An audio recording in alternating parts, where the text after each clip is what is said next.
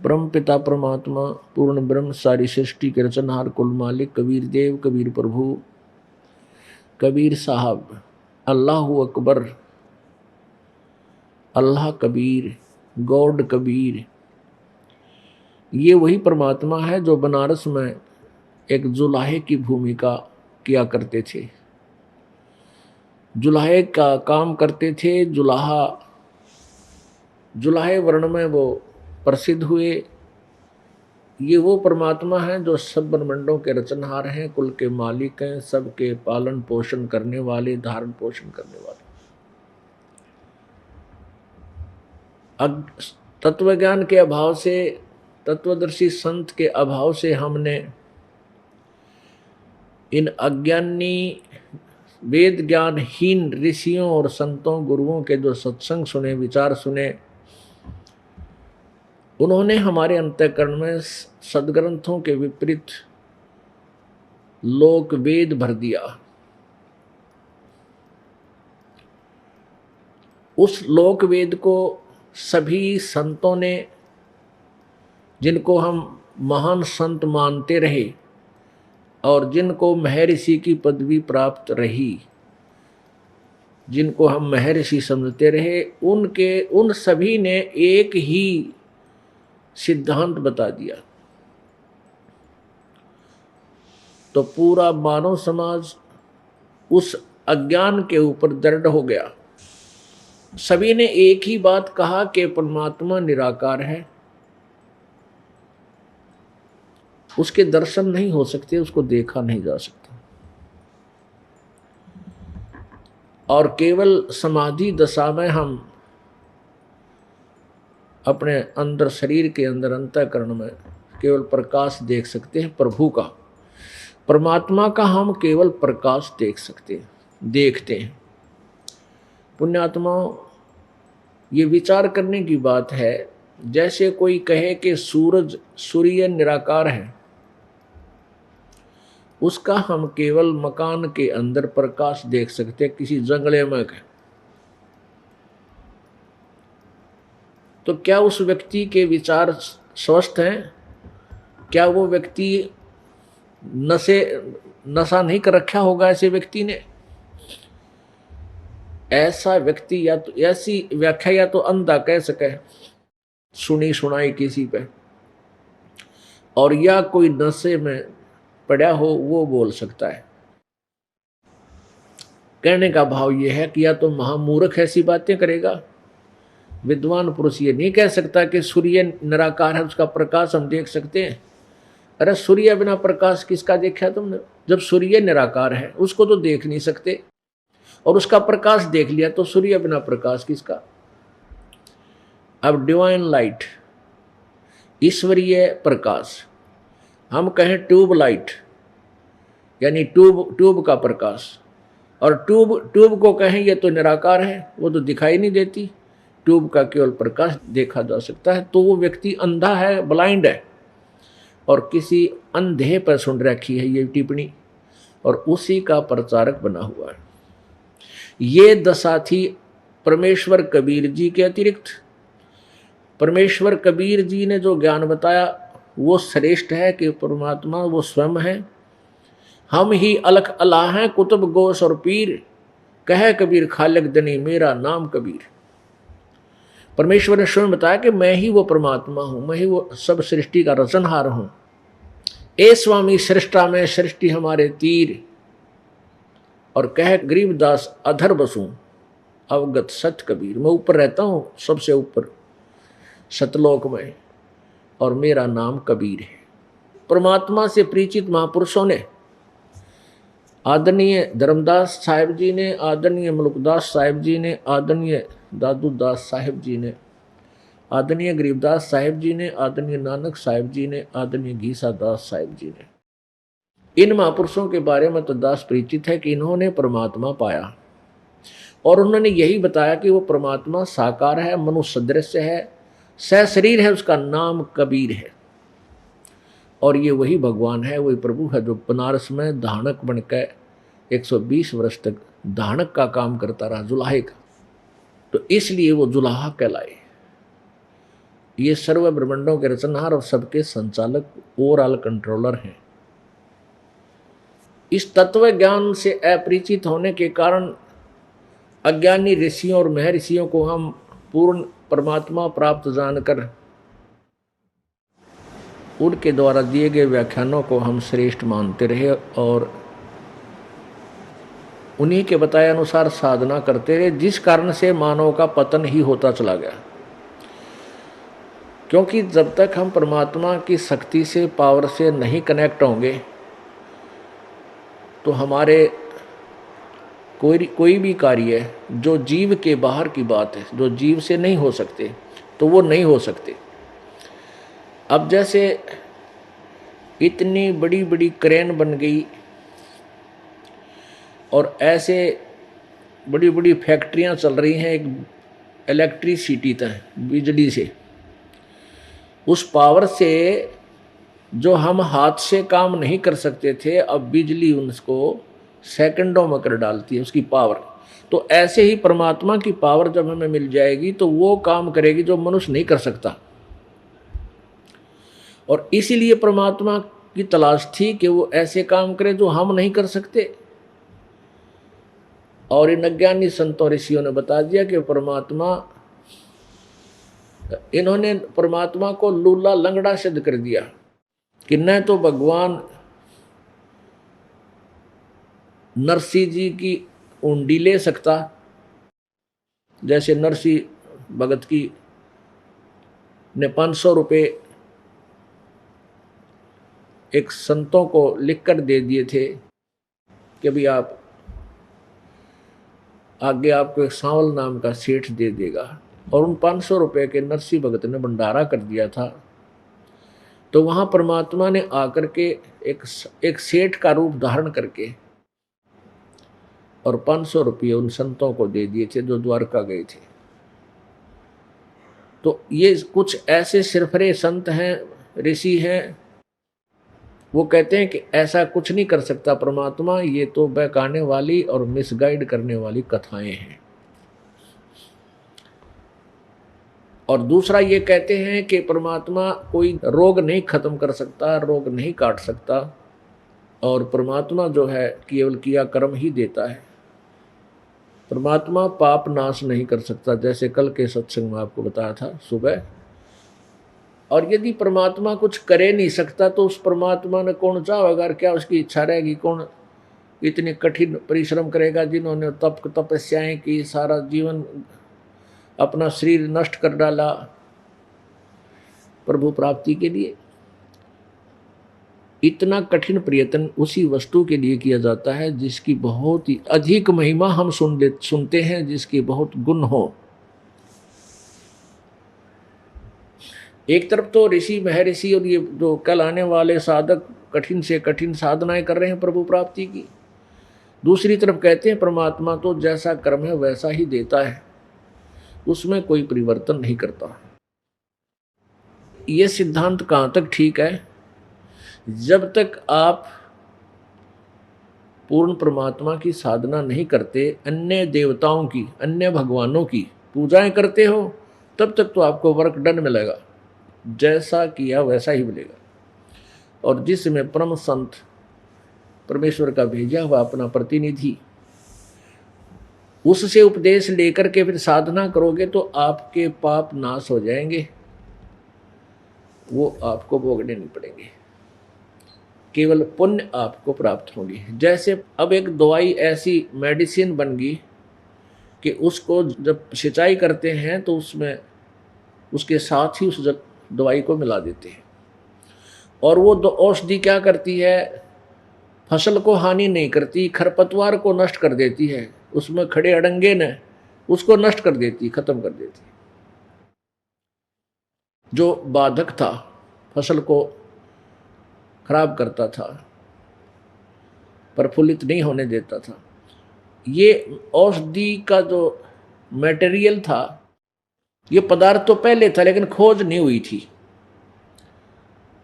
इसी प्रकार ये जो मंत्र है जिससे पाप कटते हैं, वो पहले ही अपने सदग्रंथों में विद्यमान था, लेकिन ये नकली ऋषि में ऋषियों ने उल्टे नाम जपवा दिए, उल्टे नाम बता दिए शास्त्र विरुद्ध, हम उनको सत्य मानकर जपते रहे और वो वास्तविक मंत्र हमारे सदग्रंथों में विद्यमान था। कौन से सदग्रंथों में? परमेश्वर कबीर जी द्वारा दिए गए उस अपनी अमर वाणी में, सच्चिदानंद घन की वाणी में, यानी सूक्ष्म वेद में। और ब्रह्म तक की साधना का वास्तविक ज्ञान गीता जी में लिखा है कि केवल एक ओम मंत्र है, नथिंग एल्स, और कोई मंत्र नहीं। तो उसको छोड़ करके पता नहीं क्या क्या मंत्र बना दिए, ओम नमः शिवाय, ओम भागवते नमः शिवाय, गणेशाय नमः, ओम गणेशाय नमः, ओम एमे नमः, पता नहीं क्या क्या बना रखे। ये मंत्र नहीं थे। तो इस प्रकार हम अपने वास्तविक मंत्र से दूर होने के कारण परमात्मा का वास्तविक लाभ हम प्राप्त नहीं कर सके और नास्तिकता की तरफ अग्रसर हो गए। तो वो मंत्र हम अपने किए हुए कर्म का फल जैसा अच्छा या बुरा है दोनों भोगते हैं, ये अटल सिद्धांत है। और ये कब तक है? जब तक हम परमेश्वर पूर्ण ब्रह्म की साधना शास्त्र अनुकूल विधिवत परम संत जो अधिकारी उससे लेकर नहीं करते हैं, तब तक तो ये विधान नौकानु रहेगा। इसमें कोई परिवर्तन नहीं हो सकता, ना ब्रह्म कर सकता, ना परब्रह्म कर सकता, ना ब्रह्मा विष्णु महेश उसमें कोई चेंज नहीं कर सकते। केवल परम अक्षर ब्रह्म पूर्ण परमात्मा सत्य पुरुष यही कर सकते हैं। तो इस प्रकार अभी तक हम जो साधना करते थे और जो ज्ञान हमें प्राप्त था वो लोक वेद था। परमेश्वर कहते हैं पीछे लग गया जाऊं था मैं लोक वेद के साथ, रस्ते में सतगुरु मिले भाई दीपक दे दिया हाथ। लोक वेद होता है सुना सुनाया ज्ञान अक्षेत्र में, किसी एक अक्षेत्र में। जैसे किसी क्षेत्र में दुर्गा की पूजा चल रही है, किसी क्षेत्र में गणेश की पूजा है, और कहीं पर कोई भैरव की पूजा है, कि तो हनुमान जी की पूजा में पूरा जो घाटा जोड़ रखे हैं, कि तो श्याम जी की पूजा करे। वो अक्षेत्र वो लोक वेद के आधार से किया जा रहा है, वो वास्तविक ज्ञान नहीं है, दंत कथाएं। परमेश्वर आप पे आरती, आप पे साजे, आप पे किंगर, आप पे बाजे, आप पे ताल झां जनकारा, आप नचे आप देखनारा, कह कबीर ऐसी आरती गाऊं, आपा मध्य आप सुनाओ। आपा तो भगत बने, आप ही एक दास बने, आप ही भगवान है, आप ही तत्वदर्शी संत का रोल किया। तो यहाँ क्या कहते हैं? अपने आप के ऊपर उदाहरण ढालकर हमें समझाना चाहते हैं बूढ़ी आत्माओं को कि पीछे लग गया जाऊं था मैं लोक वेद के साथ। लोक वेद क्या है? कि ये दास पहले गीता जी का पाठ किया करता, श्री कृष्ण राम विष्णु जी शंकर भगवान जी हैं और बाबा श्याम जी और हनुमान जी, इनकी पूजा करते थे। यो लोक वेद था। इस लोक वेद के साथ चले जा रहे थे हम अपने जीवन के सफर में, और रास्ते में सतगुरु मिल गए, सतगुरु तत्वदर्शी संत मिल गए। वो दीपक दे दिया हाथ, यानी ये तत्व ज्ञान रूपी टॉर्च दे दी। अब भाई कित खड्डा में पड़ रहा है, रास्ता पकड़ साफ जो। तो हम इस तत्व ज्ञान रूपी दीपक की रोशनी में अब हम सही रास्ते चल रहे हैं, उबड़ खाबड़ रास्तों में ठोकर नहीं खा रहे। तो परमेश्वर कहते हैं पीछे लग गया जाऊं था मैं लोक वेद के साथ, और रास्ते में सतगुरु मिल गए, वह दीपक दे दिया हाथ। अब हाथ में दीपक है यानी अंधेरे में टॉर्च है, और फिर कुआं में पड़े तो उसका केक रहा भाई। अब आपको ज्ञान भी दे दिया, आपको बता भी दिया इस साधना से यह हानि है, फिर भी तुम वही साधना करोगे तो वही बात आएगी कि कर दीपक कुआं पड़े फिर क्या की कुशलात। हाथ में टॉर्च ले रहा है फिर कुएं में पड़ने लग रहा नालायक, फिर तो भांग भी रखी है तूने, अभी उतरी नहीं है तेरी, सफर जरूर शुरू कर दिया है, उसका कोई फायदा नहीं। तो पहले तो ये अज्ञान रूपी भांग आपकी उतरे और ये सच्चा ज्ञान हृदय में समावे, फिर भक्ति प्रारंभ होती है। गीता जी अध्याय नंबर 2 के श्लोक नंबर 53 में कहा कि अर्जुन,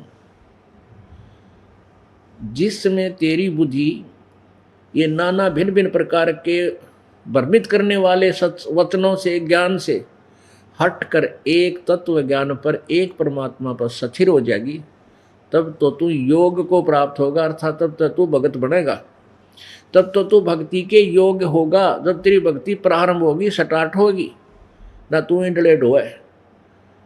तो पुण्यात्माओं, ये दास चाहता है कि आपको इतना दृढ़ कर दूं कि ब्रह्मा भी आ जा और विष्णु शिव जी आ जा अपने ज्ञान में, आप उनके छक्के छुड़ा दो, उनसे भी डगमग ना हो सको, तब हम सतलोक जा सकेंगे। ना तो कालक ने निरे एजेंट छोड़ रखे हैं, जगह जगह भ्रमित करने वाले। हाँ, इससे भी क्या होगा, अपने दादा लाई पूजा ना छोड़ा करते, यानी ना जाने कितने का आ जाएंगे फिर आपको शिक्षा देने वाले। पर आपने दृढ़ रहना है, किसी की नहीं सुननी। भाई ठीक, आप अपना करो, हम अपने करें। तो परमात्मा बंदी छोड़ दी, चारों युगों में आए। सतयुग में अपना सच्चा ज्ञान बताने के लिए आते रहे। सतयुग में सत्सुकृत नाम से, त्रेता में मुनिंदर नाम से, द्वापर में करुणामय नाम से, और कलयुग में अपने ओरिजिनल नाम, वास्तविक नाम कबीर देव। कबीर देव, कबीर साहब, अल्लाह कबीर, अल्लाह अकबर, ये प्रभु परमेश्वर का वास्तविक नाम है। और सत्य पुरुष, परम अक्षर ब्रह्म और परम अक्षर पुरुष, ये उपमात्मक नाम है। जैसे अपने देश के प्रधानमंत्री जी का शरीर का नाम तो अन्य होता है, और प्रधानमंत्री या प्राइम मिनिस्टर ये भाषा भिन्न होने से इनके पद के नाम हैं। तो ऐसे कबीर परमेश्वर का, उस परम अक्षर ब्रह्म जी यानी सत्य पुरुष का वास्तविक नाम कबीर है। उसको कबीर कहो चाहे कबीर कहो, कबीर कहो, कबीर कहो, हम अपनी भाषा भिन्न से बोलते हैं।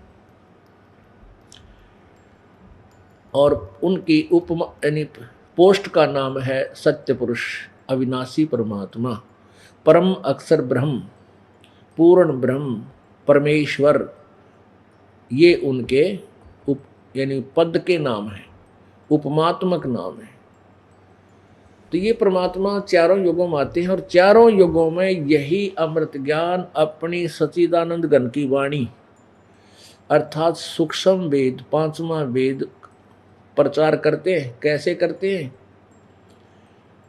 क्योंकि वेद संस्कृत भाषा में थे, और वेदों के पढ़ने वाले प्रत्येक युग में एक ही वर्ग इनका ठेकेदार रहा है, ब्राह्मण कहा करते हैं। और परमात्मा आते थे प्रत्येक युग में जनसाधारण के लिए एक सिंपल लैंग्वेज में, उस समय की चल रही उसी लोकल वाणी में वही पूर्ण ज्ञान वेदों का और पुराणों का अलग से लिपिबद्ध करवा के जाया करते थे। जैसे हमने कोई सामान बेचना है, किसी गांव में जाकर खड़े हो जाएंगे, अपना सामान खोल के आवाज़ लगाएंगे, ले लो भाई प्याज, ले लो प्याज, बहुत बढ़िया हैं, देख कितने अच्छे हैं, किसी मोटे मोटे इसके दल हैं। तो 10-20 लोग इकट्ठे हो जाएंगे, फिर वह प्याज को लेगा, ले लेगा ना, तो न्यू जरूर का भाई प्याज बेचनी आ रहा है, वहाँ खड़ा है। तो परमेश्वर कबीर जी अपनी वाणी को कहीं भी खड़े होकर के और आप पे गाड़ लग जाया करते, कहीं भी खड़े हुए चौराहे पर या किसी नगर में, और ऊंची आवाज में आवाज लगाते थे। क्या कहते थे? राम नाम रटते रहो, राम नाम रटते रहो, जब तक घट में प्राण, कब हो तो दीन दयाल के बिनक पड़ेगी कान। कबीर लूट सको तो लूटियो, राम नाम की लूटे, पीछे फिर पछताओगे, प्राण जाएंगे छूट। अब अपनी इस लोकोक्तियों के माध्यम से, कविताओं के माध्यम से, शब्दों के माध्यम से परमात्मा ऐसे अपनी महिमा आप पर गाया करते। परमात्मा की आवाज़ को सुनकर इस अमृतवाणी में, परमात्मा की अमृतवाणी में विशेष कसक है। आत्मा एकदम फड़क कर देखती है, या उसको खींचती है आत्मा को परमात्मा की वाणी। तो वहाँ 20, 30, 50, 100 आदमी जो तमाशा देखनी है वो इकट्ठे हो जाते हैं। फिर परमात्मा घंटे 2-2, 3-3 घंटे सत्संग सुनाते हैं, और वो यूँ बैठे रहते, मुंह की तरफ देखते रहते। फिर परमात्मा की महिमा आसपास फैलने लग जाती कि वे बहुत बढ़िया ज्ञान सुनाता है। कि बावड़ा सा आदमी आया करे, आप बोल रहा कितना उखड़िया हो गए। अब और के करे परमात्मा, क्योंकि सारे विद्वान पाक रहे हो, संस्कृत भाषा जाननी है तो मानना नहीं परमात्मा की वाणी ने। और जनसाधारण वैसे नहीं सुने, क्योंकि वो नकलियान वो भ्रमित गणे कर रखे। तो परमेश्वर कहीं खड़े होकर के अपनी अपनी उस अमृत वाणी की बौछार करने लगे। तो उस परमेश्वर की वाणी में एक और विशेष खासियत है कि कुछ ऐसे कर्म हैं पाप जो परमात्मा की इस वाणी का श्रवण करने से आपके पाप नष्ट होने लग जाते हैं।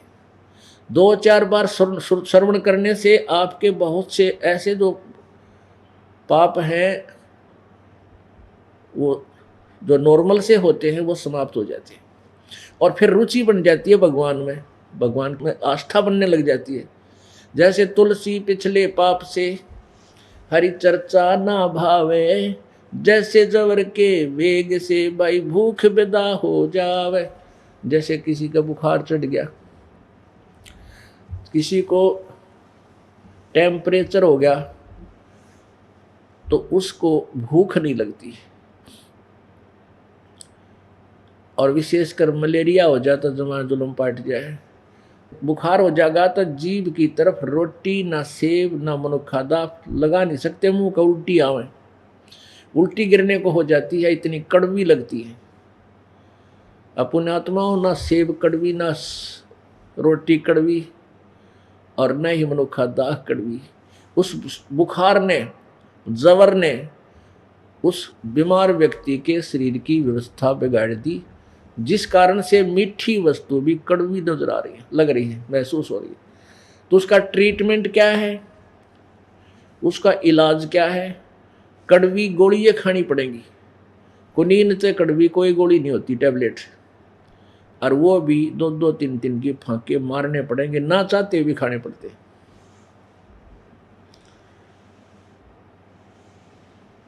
पुण्यात्माओं, कुछ ऐसी टेबलेट हैं जो जिनके ऊपर शुगर कोटिंग होती है। ऐसी टेबलेट है, अंदर तो उनमें दवाई घनी कड़वी हो है, और उसके ऊपर शुगर कोटिंग होती है। जैसे कैप्सूल है, कैप्सूल की दवाई बहुत कड़वी होती है, इसलिए कैप्सूल रूप बनाया गया उसको।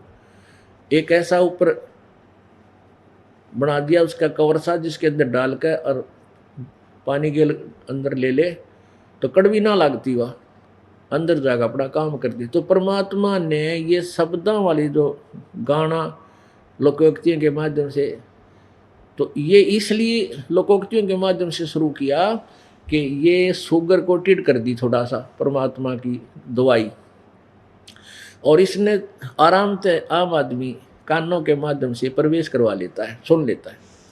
तो कहने का भाव यह है कि परमात्मा ने शुगर कोटेड औषधि को, यानी अपनी अमृतवाणी तत्व ज्ञान को केवल कैप्सूलों के माध्यम से देना शुरू कर दिया। ये दोए हैं, कितने प्यारे लागे परमात्मा की वाणी के। फिर शब्द हैं,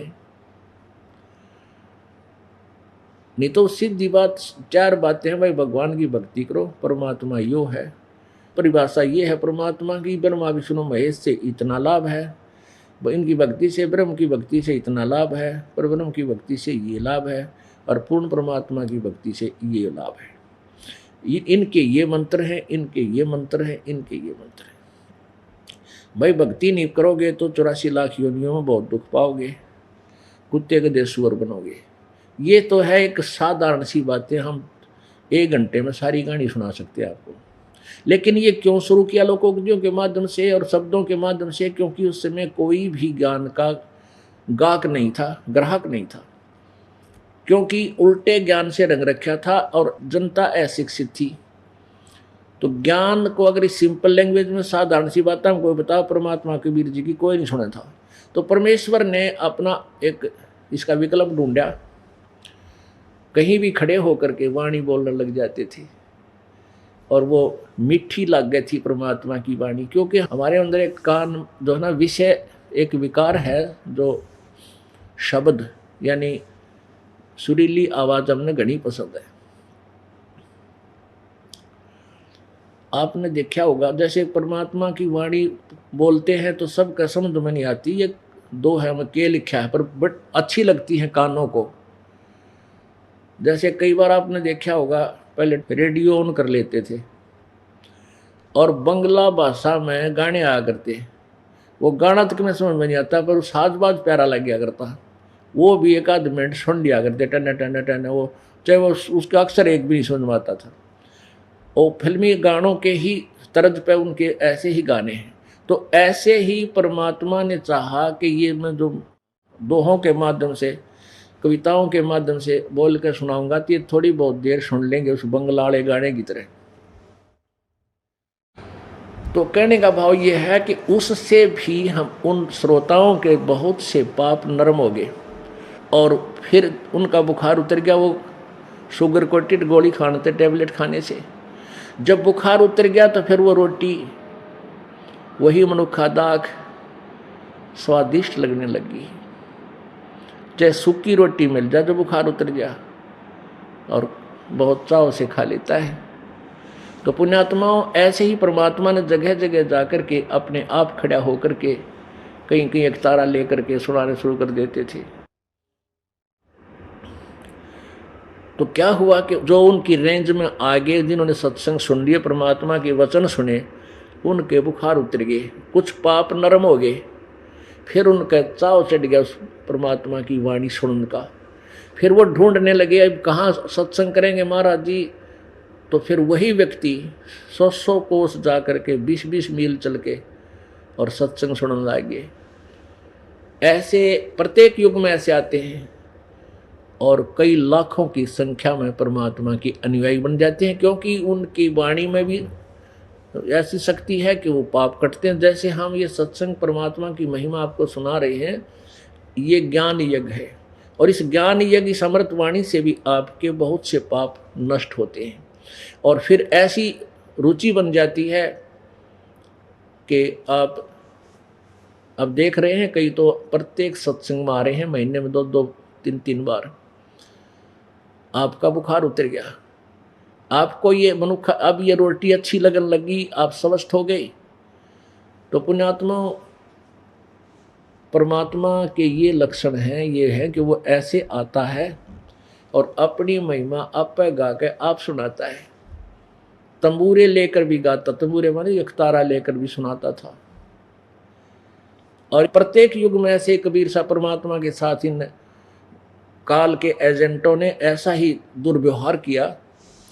ऐसे ही सतयुग में ये मनु जैसे और अन्य जो भी ऋषि थे, उनके उस समय परमात्मा कहते थे भगवान साकार है और मनोजीर कहते थे भगवान निराकार है, क्योंकि ब्रह्मा पर ज्ञान प्राप्त था उनको। ब्रह्मा जी को कह का पता कोई ना वेदों के बारे में।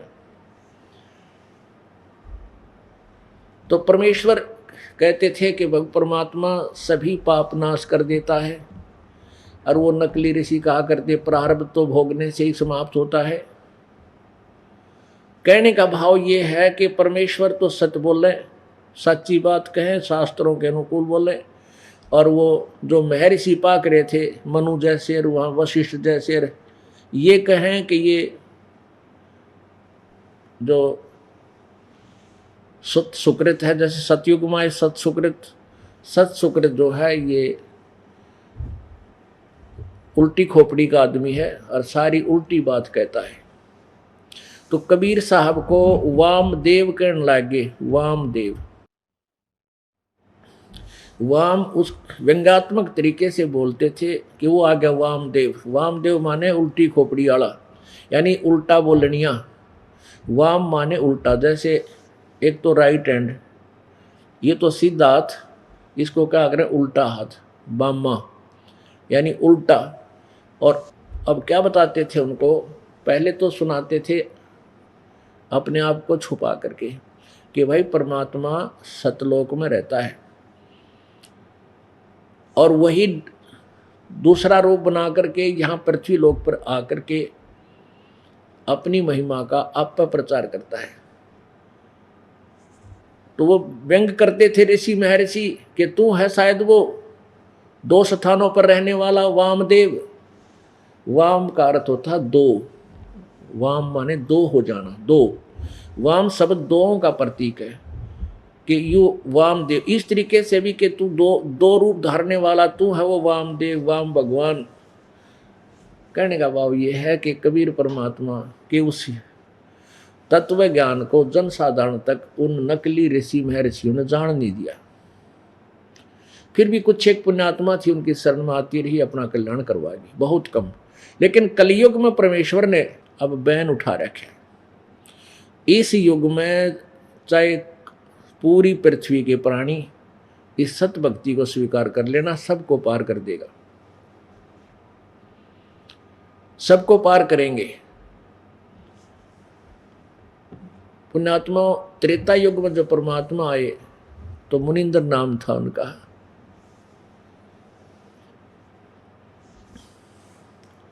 मुनिंद्र नाम से प्रसिद्ध थे, मुनिंद्र ऋषि रूप से। तो उसी समय एक नल नील नाम के, नल और नील ये दो आपस में मतलब मौसी के बेटे थे और आपस में बहुत अच्छे मित्र थे। उनको बहुत भयंकर बीमारी थी। उन्होंने सभी ऋषि महर्षियों से जाकर के अपने कष्ट संकट निवारण की प्रार्थना की थी। पहले तो जिस भी गुरु के पास जाते थे वो कोई जंतर मंत्र साधना, कोई वेद का मंत्र बोलता था, इसको पढ़ ले भाई, इतनी बार डेली जाप कर लेना, इतना ऐसे कर लेना तो ठीक हो जाएगा। जब किसी से कोई लाभ नहीं हुआ तो प्रत्येक संत ने, प्रत्येक ऋषि ने ये कह दिया कि भाई बेटा नल और नील ये तुम्हारे प्रारब्ध का कर्म है, तुमने भोगना ही पड़ेगा, ये किसी प्रकार भी ठीक नहीं हो सकता कि यह कर्म तो बेटा भोगना ही पड़ता है, ये तो भोग कर ही समाप्त करना होता है। जिसके पास भी गए उन्होंने पहले तो अपने जंतर मंत्र बताए, जब नहीं कुछ हुआ तो यही स्टेटमेंट सुना दी। अब दोनों ने ये सोच लिया कि अब तो तुम्हारी मृत्यु तक ये कष्ट रहेगा और ज़्यादा चिंतित होकर बहुत मायूस रहने लगे, बहुत पीड़ित थे। एक दिन उन्होंने परमेश्वर मुनिंदर रूप में आए हुए सत्य पुरुष कबीर जी का सत्संग सुनने का सुअवसर मिला। जो ही परमात्मा ने अपना ज्ञान और ये प्रचार और अपनी वाणी शुरू की, कुछ तो राहत से उनको मिली। और फिर जो ही सब भक्त आ रहे थे, चरण छू रहे थे, आशीर्वाद परमात्मा दे रहे थे, नल और नील ने जो ही परमात्मा के चरण छुए और परमात्मा कबीर जी ने दोनों के सिर पे हाथ रखा, वो तुरंत स्वस्थ हो गए। ऐसे स्वस्थ हो गए जैसे उनका बीमारी ठीक हो नहीं। तो दोनों ने चरण पकड़ दिए और कहा, प्रभु आप तो सचमुच परमात्मा अवतार आए हो। और ऐसे ऐसे पूरी कहानी खड़े होकर के सभी श्रोताओं में बताई, भाई हम इतने दिन से बीमार थे और हम ऐसे ऐसे ना जाने कितने ऋषि संतों के पास जा लिए, उन्होंने मैं ये कह दिया था कि तुम्हारा ये प्रारब्ध का कर्म है और तुम्हें भोगना ही पड़ेगा। और हम तो कति हताश हो गए थे, जीवन से निराश हो गए थे। आज परमात्मा कबीर जी यानी मुनिंदर जी महाराज जी के आशीर्वाद मात्र से हम स्वस्थ हो गए। फिर उनका इतना दृढ़ विश्वास हो गया, परमात्मा की सेवा में रहने लग गए। तो पहले ये सत्संग परमात्मा भंडारे किया करते थे, नदियों के किनारे, दरियाओं के किनारे होते थे पानी का। वैसे आजकल जो हैंडपंप और कुएं काय बना रखे उसमें नहीं थे, वो बहुत गहरे होते थे पहले सतयुग त्रेता में। तो दरियाओं के आसपास ही समागम हुआ करते, सत्संग होते थे। अब नल नील को परमात्मा ने कहा, बेटा तुम सेवा करा करो, भगत भंडारे में सेवा करवाओ, कोई बर्तन साफ करे, इससे पाप कटा करते हैं। देखो हमने जन्म मरण का रोग कटवाना, जो दीर्घ रोग ब्रह्मा विष्णु महेश का भी लगा हुआ, उनका भी ना कटा रही भी इस हॉस्पिटल में कटेगा तुम्हारा पक्का। तो पुण्यात्मा जिसने अपना रोग कटवाना, फिर कोई भी ट्रीटमेंट बता दे डॉक्टर, वो करेगा कैसी है? फिर एक्सरसाइज बताओ, रिहर्सल बताओ, परहेज बताओ, सारे रखने पड़ेंगे। तो नल नील ने ऐसे अपनी पूरी प्रक्रिया जो गुरु जी ने बताई सारी क्रियाएं करने लगे। तो उन्होंने सोचा और तो हम इतने समझदार को ना रोटी राटी या सब्जी बनवा दें, बर्तन साफ करने की, और जो रोगी हों बीमार हैं, क्योंकि परमात्मा के पास भी दुखी आया करते, ज्ञान की उनने कोई नहीं समझा था उसमें। और सब ने ये पता हो गया भाई परमात्मा बंदी छोड़ कबीर मुनिंदर जी के पास जाते ही भाई रोग समाप्त हो जाते हैं। तो बहुत बीमार से मारान लग गए, लूले लंगड़े। तो वो क्या करते थे, उन नल नील, क्योंकि आप अपने बर्तन साथ लेकर जाया करते थे और अपने चादर कपड़े साथ ले जाते थे। तो वो क्या करते थे, नल और नील बर्तन साफ करते, किसी के कपड़े, बूढ़ा ठेरा जो बीमार से मारा पास, उनके कपड़े धोते।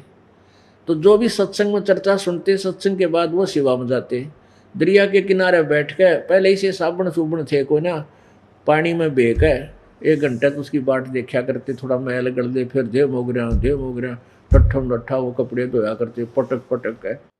तो उन्होंने ऐसे ही क्रिया करते थे।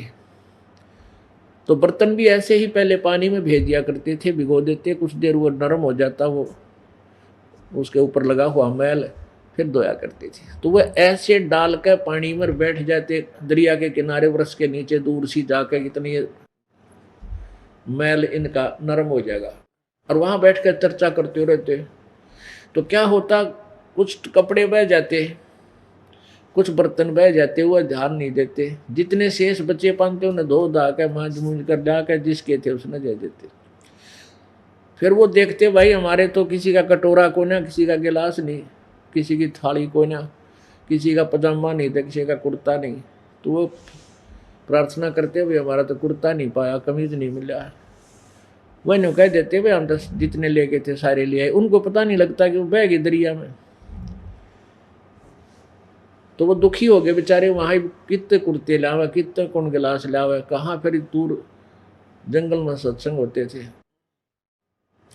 कहने का भाव ये है कि उनकी शिकायत करने लगे तकरीबन सभी, गुरुदेव के सामने, मुनिंदर जी के सामने, परमेश्वर कबीर जी के सामने, कि महाराज जी ये नल नील सेवक तो बहुत अच्छे हैं, हम मना भी करते हैं तो भी सेवा करते रहते हैं, हाथ जोड़ कर हमारे से ले जाते हैं, आपके कपड़े धो देंगे, लेकिन ये ऐसे ऐसे कपड़े हमारे वहाँ पानी में बह जाते हैं, पता नहीं कहाँ गुम करके आते हैं।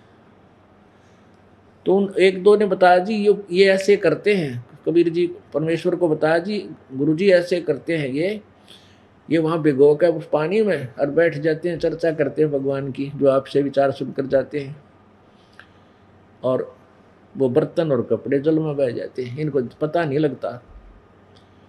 तो कबीर जी कहने लगे बेटा तुम और सेवा कर लो, और बहुत है, और या रहने दो। तो हाथ जोड़ के खड़े हो गए नल और नील जी, ना तुम हमने सब्जी बनानी आती गुरु जी, ना रोटी बनाई से भोले से दिमाग के, हम दया कर दो अपने दास पे, सेवा ना छीनो, घनी ख्यास रखेंगे। तो एक दो माफ़ भी कर दिए, फिर भी वही उलाने आए। परमात्मा बोले भाई तुम रहने दो, सेवा मत करो। फिर रोने लग जाते बेचारे, क्योंकि उनको पता था जब गुरु जी नाराज हो गए, सेवा छूट गई, तुम्हारे ऊपर बिजली फेर गिरेगी, वो फिर वो कष्ट ना शुरू हो जाए, रोने लग गए। फिर परमात्मा बोले भाई चलो कोई बात ना बेटा, कर लो सेवा, आज तुम्हें आशीर्वाद दे दिया, तुम्हारे हाथ से कोई वस्तु पानी में नहीं डूबेगी, जल में नहीं डूबेगी, चाहे पत्थर भी क्यों ना हो। आशीर्वाद परमात्मा का वचन अटल सिद्ध हुआ। तो उनके हाथ से जो वस्तु उन्हें धर दी वही रहती थी, इधर उधर भी नहीं होती थी जब तक वो ना हाथ ला ले। कितना तेज पानी बहता रहा, वो वस्तु वहां से हली नहीं, टस से मस नहीं होती थी। अपने आत्माओं, ये तत्व ज्ञान है जो आपके समक्ष एक पूर्ण रूप से अज्ञान हटा देगा।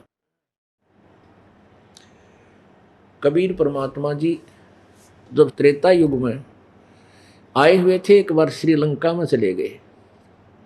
श्रीलंका में एक चंद्र विजय नाम का भाट था, और वो राजा रावण का खास वो था गवैया, यानी उन्हें पहले क्या होता था, ये साधन होते थे भाट डूम, ये राजाओं के सामने जाकर चुटकुले चटकुले सुनाते थे, कोई गाने गुणे सुनाते थे, उनकी रिक्रिएशन कराया करते थे, उनकी जो है ना आजकल दे टीवी टैवी हो गए, गाने गुने सुन ले हैं, फिल्म फिल्म देख लेते, वो उनकी अम्यूजमेंट का साधन था। तो वो भाट वहाँ जाकर के राजा रावण की प्रशंसा करा करते, तुम राजाओं के राजा हो, तुम बड़े बलशाली हो, यानी उनकी महिमा गाया करते थे। और चंद्र विजय की पत्नी वो मंदोदरी रानी के पास जाती थी और नरी बूंदी बूंदी कथा सुना के, बेहुदी बातें सुना कर रानी न साया करती थी। पहले इसी साधन होया करते, इस तरह के ये होते थे। और उसके बदले में उनको वो कुछ वस्त्र दे देते, कुछ पैसे दे देते, कुछ भोजन दे देते, डाल देते, वो ले आते। इस तरह उस भाट का परिवार का गुजारा चल रहा था। 16 सदस्य थे उनके, कुछ पुत्र, पुत्रवधू, फिर पौत्र, पुत्री, यानी सारे मिलाकर 16 सदस्य थे। एक दिन परमात्मा जब वहां गए श्रीलंका में, चंद्र विजय भाट के द्वार के थोड़ी सी दूरी पर सुबह सुबह एक वृक्ष के नीचे बैठ गए। और चंद्र विजय सुबह सुबह सैर सपट्टे को जाता था, उठकर चला बाहर, सामने महात्मा रूप में, ऋषि रूप में परमेश्वर विराजमान थे। और धार्मिक लोग सभी होते थे, सभी वर्ण के, परमात्मा को चाहने वाले होते थे, चारों वर्णों के आदमी डरने वाले होते थे भगवान को। और ऋषि रूप में परमात्मा मानते थे कि ऋषि लोग भगवान से मिले हुए होते हैं, तो साधु संत फकीरों की बहुत आदर करते थे। तो चंद्र विजय ने जाकर के नतमस्तक हुए, चरणों में शीश रखा। परमात्मा ने पूछा, भाई कौन हो? उन्होंने बताया, जी मैं भाट हूँ, राजा रावण का खास भाट हूँ, और मैं अपनी उनको गाने गुने सुनाता हूँ, और ये दास का अपना यहाँ मकान है। तो वो बैठ के परमात्मा ने चर्चा करी, बेटा भक्ति कराया करो, परमात्मा का नाम बजना चाहिए, मनुष्य शरीर बार बार नहीं मिलता। तो चंद्र विजय भाट कहने लगा, महाराज जी भक्ति तो हम करते हैं, भगवान विष्णु की करते हैं, भगवान शिव की करते हैं, हमारा राजा है ना रावण, ये शिव का पुजारी है, और हम भी शिव की भक्ति करते हैं। फिर परमात्मा ने वो तत्व ज्ञान शुरू किया। 1 घंटा बैठा रहा, उठा है कोई नहीं। तो उसने बहुत ही अच्छा लगा, तो कहने लगा, भगवान एक बार आपके दास का मकान है, यहाँ चलो। परमात्मा बोला, भाई पहले नाम ले, भक्ति समझ मावत चालू ना, नून ऐसे नहीं जाया करता मुझसे घर पर। तो उसने और अच्छी तरह अपने शंका समाधान करवा कर नाम ले लिया। और फिर परमात्मा उनके घर में गए, बच्चों को सबको समझाया, ज्ञान दिया, पर उस समय तो मान्य नहीं। फिर दोबारा फिर गए परमात्मा, महीने 2 महीने के बाद। तब तक चंद्र विजय ने सारी कथा सुना कर पूरे परिवार को सेट कर दिया, बेटा अब क्या गुरु जी आओ तो सारे नाम लियो। तो उसकी पत्नी ने भी, बच्चा ने भी, बेटियां ने भी, सब ने, उसकी पुत्रवधुओं ने, सब ने नाम ले लिया। 16 के 16 सदस्य भगवान के शिष्य बने। अब वो ज्ञान जो परमात्मा 1 हफ्ता रुके सबको सुनाया करते, वो चंद्र विजय की रानी जो थी कर्मवती, उसने भी ये सृष्टि रचना सारी गोट ली। अब वो जाकर के मंदोदरी रानी ने सुनाने लगी ये कथा, जो परमात्मा का सत्संग सुना करती थी। वह मंदोदरी उसकी बात न सुनर घड़िया से न गए अड़ंगे, तो तेसी बूंदी बोलिया करती, तेरे मुंह में कदे शुभ वचन मैंने सुना नहीं आज तक, क्योंकि ऐसी गंदी गंदी बातें सुनाया करती राजी रखन खातिर रानी ने। और अब तू इतनी सुथरी बात, ये भगवान की चर्चा कहाँ से ले आई? इस तेरे इस कुपात्र में यो इतना बढ़िया ज्ञान किसने भर दिया? क्योंकि वह अब खुली हुई थी आपस में, सारी अच्छी अच्छी मंदी बतलाती थी, तो खुल गई थी। तो उसने खूब समझाया कि रानी ठीक है, जब तक मैं हमें कोई वस्तु ना थी हमारे पास, तो जो भर रखा था वो बोला करती, अब वो बात मेरी बोलने जी नहीं करता। हमारे घर हमारे गुरुजी आते हैं और ये कथा वो सुनाया करते हैं। परमात्मा कहते हैं, गोता मारूं स्वर्ग में और जा बैठूं पाताले, कह कबीर ढूंढता फिरूं अपने हीरे माणिक लाले। अपने हीरे और मोतियों को, अपनी प्यारी आत्माओं को, जो अच्छी आत्माएं हैं उनको ढूंढता फिरता हूं। अब युकाल क्या करता है, पहले तो हमारे 4-5 मजहब बना दिए, एक दूसरे के शत्रु। हैं, हमारा हमारा धर्म बढ़िया, उन्होंने कहा हमारा धर्म बढ़िया, उन्होंने कहा हमारा धर्म बढ़िया। वो अपनी साधना, वो अपनी अपनी अपनी दृढ़ है, कति नहीं मानना दूसरे की, शर हो जाए, लड़ पड़े। तो काल ने क्या कर रखा है कि पहले तक कलयुग में 4-5 विभाग करे हमारे मानव के। हमारे पूर्व पहले तो हम एक थे, अलग से कोई मजहब था नहीं, तो हमारे संस्कार आपस में रले मिले हैं। उन संस्कार बस आज कोई हिंदू है, अगले जन्म में मुसलमान का घर जन्म लेगा पिछले संस्कारों से, और मनमाने तीसरे जन्म में वो सिख का जन्म ले ले अगले जन्म में, और फिर सिख से फिर जाकर मनमाना की ईसाइयों का जन्म हो जाए उसका, क्योंकि वो पिछले संस्कार तो हमारे रले मिले हैं।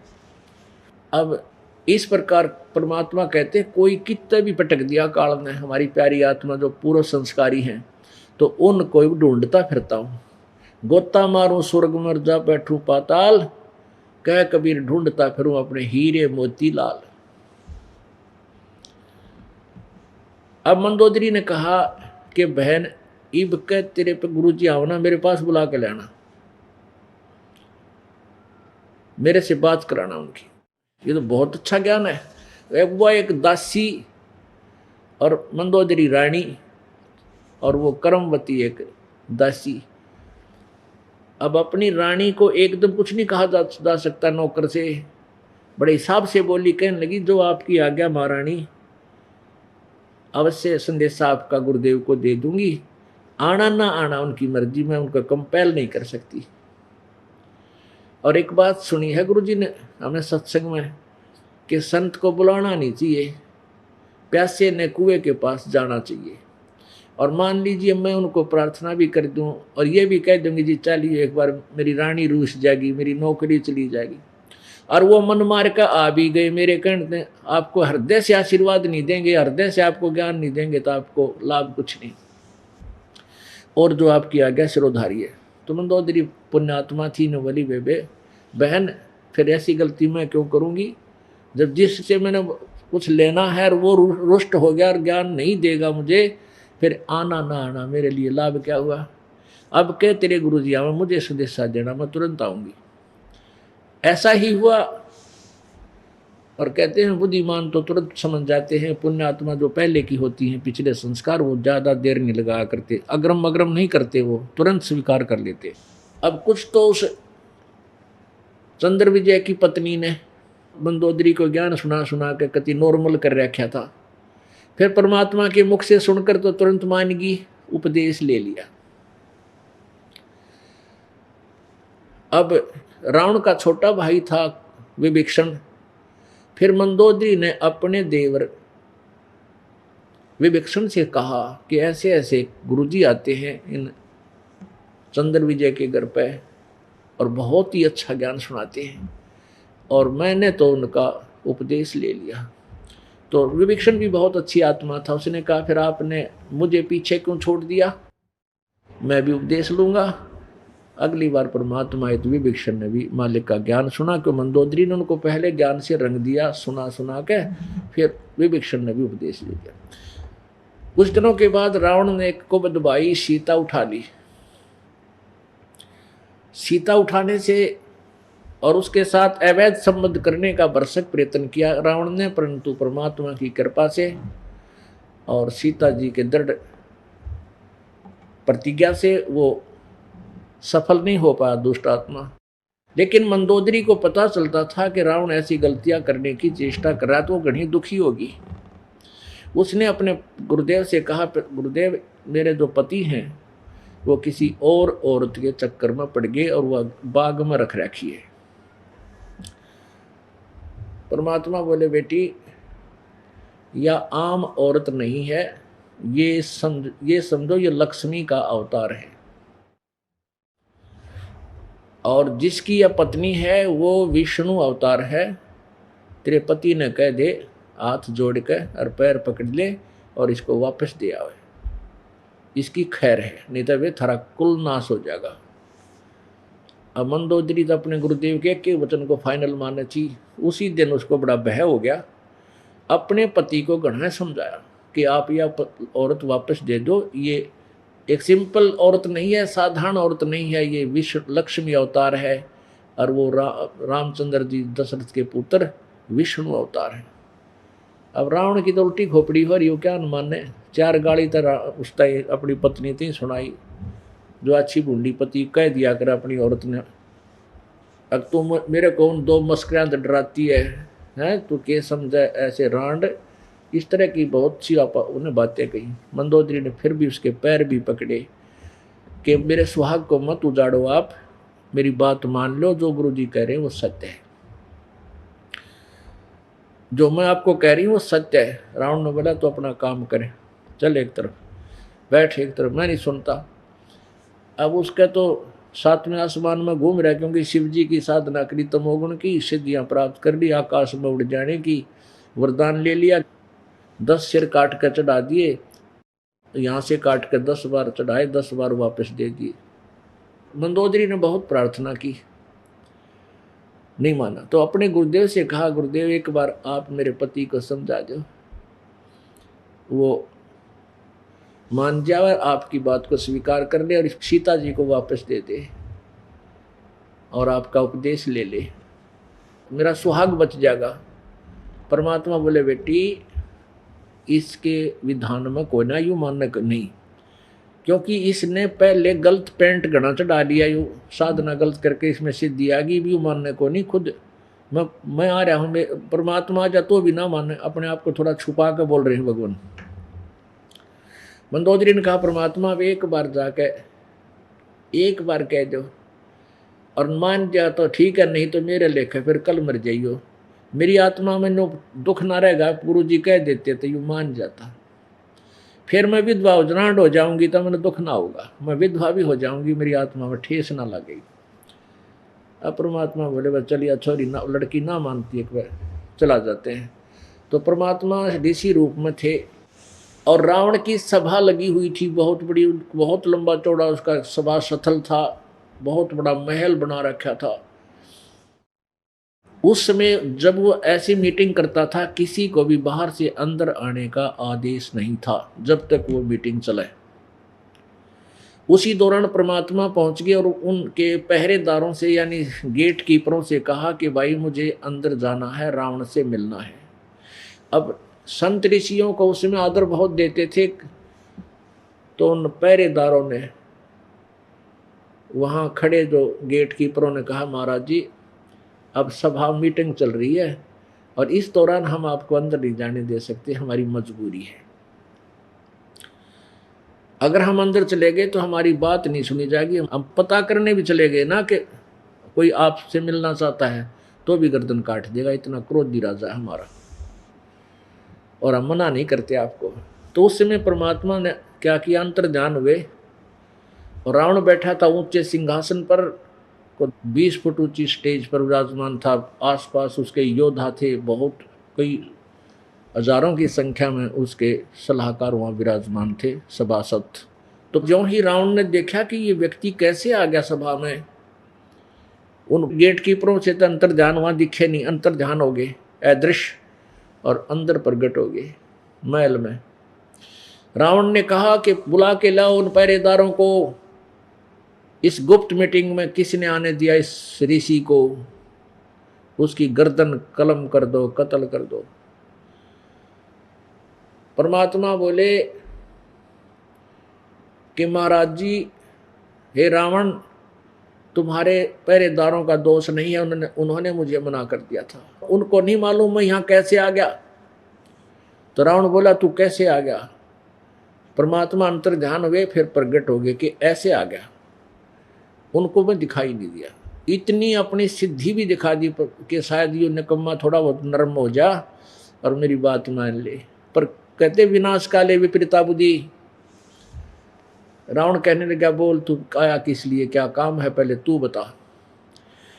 परमात्मा ने कहा कि आपने जो 9 बाग में सीता जी को रखा है, ये आम स्त्री नहीं है, ये लक्ष्मी का अवतार है, और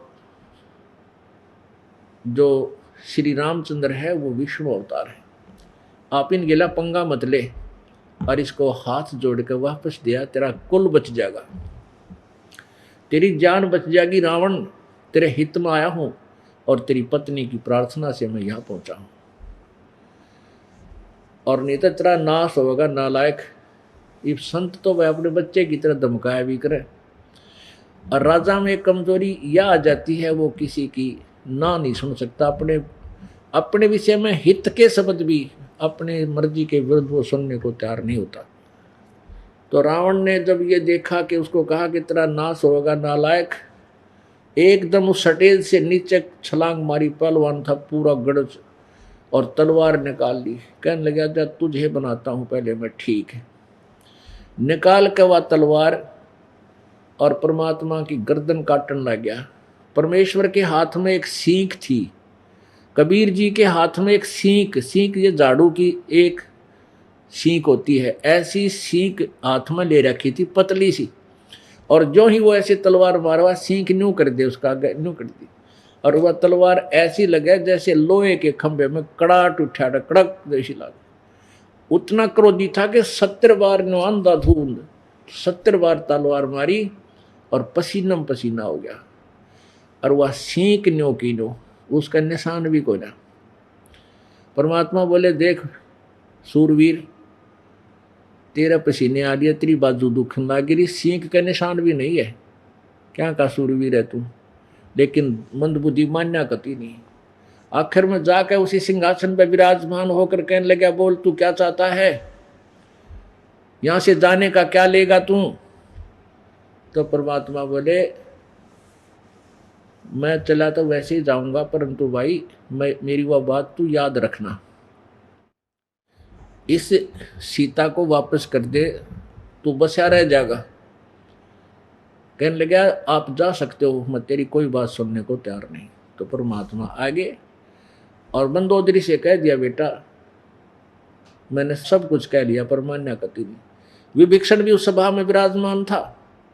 फिर उसने जाकर के अपनी भाभी यानी मंदोदरी से कहा कि आज तक गुरुजी मार गया होता भाई ने, लेकिन परमात्मा की वो शक्ति देखी मैंने आज, मेरा भी दृढ़ विश्वास हो गया कि रावण ने 70 बार तलवार, उसकी तलवार का आगे झोटा भी ना डटा है, एक में काट दे, इतना जबरदस्त वार है।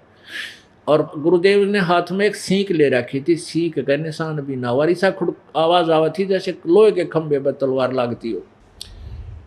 मंदोदरी ने बोली कोई बात नहीं गुरुदेव, मेरी आत्मा ठंडी होगी, अब ये तड़का मर जा रावण, आग लगा इसे राम पति के। जब इतना दुष्ट भगवान की भी नहीं मान रहा, फिर वो जीवेगा के काल है। कहने का भाव ये है कि सीता जी की खोज हुई, फिर समस्या आ गई पुल बांधन की। भाई पुल कैसे बना जाए सेना पार करने के लिए। श्री रामचंद्र जी ने समुद्र में घुटनों पानी में खड़ा होकर के और 3 दिन और 3 रात याचना की, प्रार्थना की, समुद्र मुझे रास्ता दे दे, समुद्र मुझे जान दे, मैं बहुत दुखी हूँ। सारी कथा सुनाई पर कोई बात नहीं हुई। अब आखिर में श्री राम ने कहा लक्ष्मण मुझे मेरा अग्नि बाण दे, ये लातों के भूत बातों से नहीं मानते, इस समुद्र में फूकूंगा अग्नि बाण तय। अब जो ही उन्होंने बाण ऐसे मारना चाहा, तीर उसमें समुद्र में, वह लपट निकलने लगी अग्नि बाण से। उसी समय समुद्र एक ब्राह्मण रूप बना के बाहर खड़ा हो गया और कहा प्रभु आप मुझे जला भी दोगे, इसमें एक संसार बसा हुआ है, अरबों खरबों प्राणी है, मत्स्य हैं, कछुए हैं, मछलियां हैं, पता नहीं कितने जीव जंतु हैं, ये दोष तेरे पर लगेगा और फिर यू खड्डा बन जाएगा, इसमें वैसे भी नहीं जा सकते, आप ऊपर जाओगे कैसे। ऐसा काम करो प्रभु लाठी भी ना टूटे और सांप भी मर जा। तो रामचंद्र जी ने कहा भी ऐसी कौन सी युक्ति है वो बता, मैंने मेरे को बताओ तुम। समुद्र ने कहा कि आपकी सेना में एक नल और नील। अब यू के चक्कर है, ये धार्मिक लोग होया करना, ये बड़े सीधे साधे होते हैं, किसी पर थोड़ी आपत्ति हो ना, कोई ना कहते चल उड़े चलेंगे, ऐसे ऐसे दुखी हो रहा है एक आदमी, चलो चलो चलो, वो नल नील अभी उड़ा बीच में खड़े सैनिक बन के वहां पहुंच रहे रामचंद्र हृदय की उसमें सेवा में। कहने लगे थे आपकी सेना में, आपके इन भगत सेना में एक नल नील नाम के 2 हैं सैनिक, उनके हाथ में ऐसी करामात है, उनके गुरु जी का आशीर्वाद है कि उनके हाथ से पत्थर भी मेरे ऊपर तैर जाते हैं जल के ऊपर। तो नल नील को पुकारा गया। अब नल नील आए तो नल नील के मन में अभिमान हो गया। अभिमान और भगवान का खड़ा एक्सीडेंट है, जिसमें अहम किसी बात का हो जाओ, चाहे दान का या सेवा का या कोई छोटी मोटी करामात का, तो उसमें अहम हो गया तो भगवान दूर हो जाता है। तो उस दिन नल और नील ने ये मन में आएगी कि आज तुम्हारी प्रभुता हो जाएगी, जिस काम को अनुमान भी नहीं कर सका, कोई भी नहीं कर सकता, अंगद भी फलाने, ये सारे आज फेल होंगे, तुम्हारी महिमा होगी। तो श्री रामचंद्र जी ने पूछा, भाई तुम्हारे हाथों में कोई ऐसी करामात है, पत्थर तैर जाएंगे? वो बोले हाँ जी। अब एक बार थोड़ा एक्सपेरिमेंट करके दिखाओ, मुझे ट्रायल दो। दोनों पत्थर उठाए अच्छे भारा भारा और समुद्र में रख दिए, रखते हैं डूब गए। फिर दूसरी बार उनका तो वहम था ना, तेरे क्यों नहीं, फिर दूसरे ठाए हुए भी डूब गए। तब श्री रामचंद्र जी ने समुद्र के तरफ देखा जो ब्राह्मण रूप में खड़ा था। ये कहना चाहते थे, जैसे कहना चाहते हो कि झूठ बोलता है तू, इनके हाथों में या ऐसी कोई शक्ति नहीं, तू बहकावा था मुझे। उससे पहले समुद्र ने कहा कि नल नील, आज तुमने अपने गुरुदेव को याद नहीं किया, आपने वैसे ही पत्थर रख दिए। तो उनने न्यो अभिमान हो गया, कहते तुम जंतर मंत्र करो तो ये न सोचने की तो औरतें शक्ति मांगे हैं थारी जो ना पूरी महिमा ना हो, या अयो अभिमान उनके अंदर छा गया, बेईमाना गए और उनकी वह शक्ति खत्म होगी। पुण्यात्माओं, परमात्मा इसीलिए कहते हैं कि जो नियम है इसकी अवहेलना मत करना, ताकि परमात्मा की पावर साथ रही रहे। फिर उन्होंने गुरु जी को याद किया, हे परमात्मा इज्जत रखियो, हे भगवान हमसे गलती होगी। अब मालिक ने वो काम उनका करना था, रामचंद्र का पुल बनवाना था, ना रामचंद्र का बस का को नहीं था समुद्र पर पुल बनवाना, ये सत्कर मान लेना। परमात्मा कबीर जी मुनिंदर रूप में थोड़ी सी दूरी पर स्वाभाविक आते हुए नजर आए। नल नील की दृष्टि गई, उन्होंने कहा वो आगे गुरु जी, ये आगे हमारे गुरुदेव, सामने आगे हमारे महाराज जी, वो आगे वो आगे। अब सबकी नजर उधर हुई। नल नील ने जाकर के चरण छुए। श्री रामचंद्र जी और लक्ष्मण सभी ने परमात्मा के चरण छुए, नमस्कार किया। तब श्री रामचंद्र जी ने कहा कि हे ऋषि जी, ऐसे ऐसे हमारे ऊपर आपत्ति आई हुई है, और आपके शिष्यों में एक करामात बताई थी, आज इनके हाथ से भी वो पत्थर नहीं तर रहे, मेरा दुर्भाग्य है। कबीर जी ने कहा, यानी मुनिंदर जी ने कहा कि आज के बाद इनके हाथों से कोई भी वस्तु जल पर तैर भी नहीं, क्योंकि इन्होंने अभिमान कर लिया, इनके अंदर अहम आ गया, चाहे वो प्रत्यक्ष था या अप्रत्यक्ष। ऑटोमेटिक कनेक्शन है भगवान की पावर का, वो खत्म हो गया, अब नहीं आएगी। तब श्री रामचंद्र जी ने अपनी सारी गाथा सुनाई कि मेरी पत्नी ऐसे ऐसे रावण राक्षस ने उठा रखी है, उसके साथ बदतमीजियाँ करता है, और हम वो राजी खुशी नहीं दे रहे, हमने सारे प्रयत्न कर लिए, अब युद्ध करने के लिए हमने सेना पार करनी है, पुल बनाना चाहते हैं, आप कृपा करो ऋषिवर।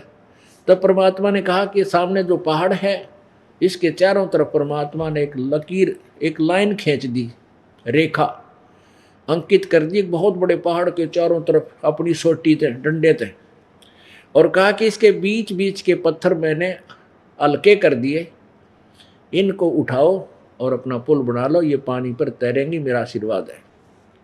फिर वहां से पत्थर लाए गए और वो समुद्र के ऊपर पुल बनाया गया। ये है तत्व ज्ञान। और पहले हम सुनते थे लोक वेद, रामचंद्र ने श्री राम के आशीर्वाद से पत्थर तिर गए, ऐसे सुनते थे।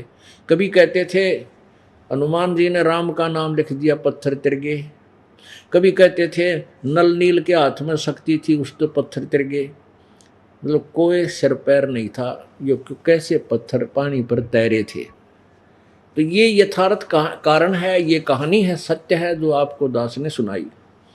रे नल नील यतन कर हार, तब सतगुरु से करी पुकार। रे नल नील यतन कर हार, तब सतगुरु से करी पुकार। जा सत रेखा लिखी अपार सिंधु पे, सिला तराने वाड़े। जा सत रेखा लिखी अपार सिंधु पे, सिला तराने वाले। धन धन सतगुरु सत कबीर, भक्त की पीड़ मिटाने वाले। भक्त की पीड़ मिटाने वाले, भक्त की पीड़ मिटाने वाले। धन धन सतगुरु सत कबीर, भक्त की पीड़ मिटाने वाले। भक्त की पीड़ मिटाने वाले, भक्त की पीड़ मिटाने वाले। धन धन सतगुरु सत कबीर, भक्त की पीड़ मिटाने वाले। अपने आत्माओं, इन नकली प्रचारकों ने, संतों ने, ऋषियों ने परमेश्वर को परमेश्वर ही नहीं मानने दिया हमारे को। उस परमेश्वर ने स्वयं ही आकर के अपनी महिमा आप बताई है। और इन सभी जो परमात्मा की लीलाएं हैं, उनकी गवाही हमारे पवित्र वेद भी दे रहे हैं कि परमात्मा जब आते हैं अपनी महिमा आप ही सुनाते हैं और ऊंचे स्वर में गरज गरज के, ऊंची आवाज में बोल बोल के सुनाते अपनी अपनी महिमा की, अपनी कबीर वाणी को। और वो कविताओं के माध्यम से अपना ज्ञान सुनाते हैं, जिस कारण से उनको कवि की उपमा दी जाती है। कवियों में प्रसिद्ध एक कवि भी वो कहलाते हैं, लेकिन वो होते हैं परमात्मा।